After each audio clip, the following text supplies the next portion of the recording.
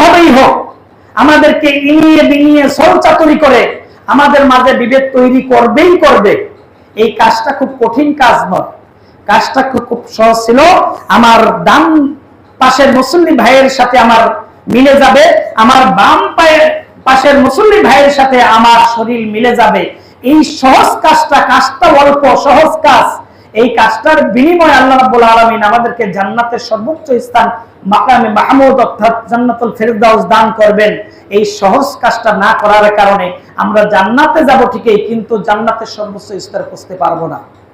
তাহলে জান্নাত থেকেও বঞ্চিত হলাম, আবার দুনিয়ার জীবনেও কি হলাম আমরা, আমাদের মাঝে পারস্পরিক হিংসা বিদ্বেষ অনৈক্য বিশৃঙ্খলা তৈরি হয়ে গেল।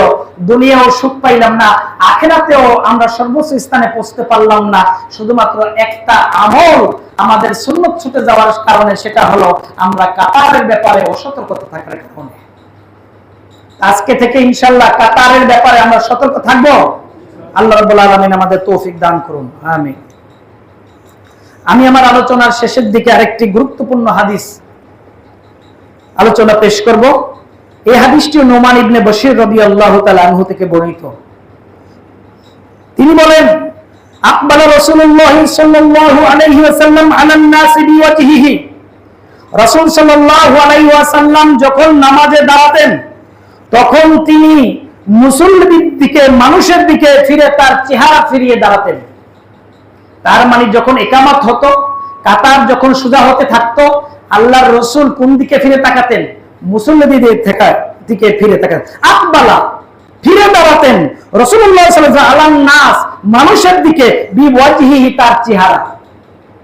পরিষ্কার অনুবাদে কোনো সমস্যা নাই, যে কেউ অনুবাদ করতে পারে। আল্লাহর নবী তার মুখমণ্ডল মানুষের দিকে ফিরে তাকাতেন।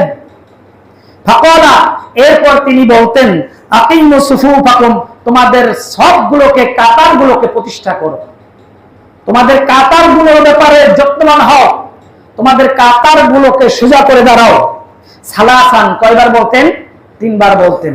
আকিমু সুফুফাকুম, আকিমু সুফুফাকুম, আকিমু সুফুফাকুম সালাসান, 3 বার বলতেন এই কথাটা। আল্লাহি, এরপর আল্লাহর নবী বলতেন, আল্লাহর কসম, লা তুকিমুন্না সুফুফাকুম, তোমরা অবশ্যই তোমাদের কাতারগুলোর ব্যাপারে যত্নবান হবে, তোমাদের কাতারগুলো প্রতিষ্ঠা করবে। আও লা ইউখালিফুন্নাল্লাহু বাইনা কুলুবিকুম, যদি তোমরা তোমাদের কাতারের ব্যাপারে অসতর্ক হও, কাতারগুলো যদি সোজা করে না দাঁড়াও, তাহলে অবশ্যই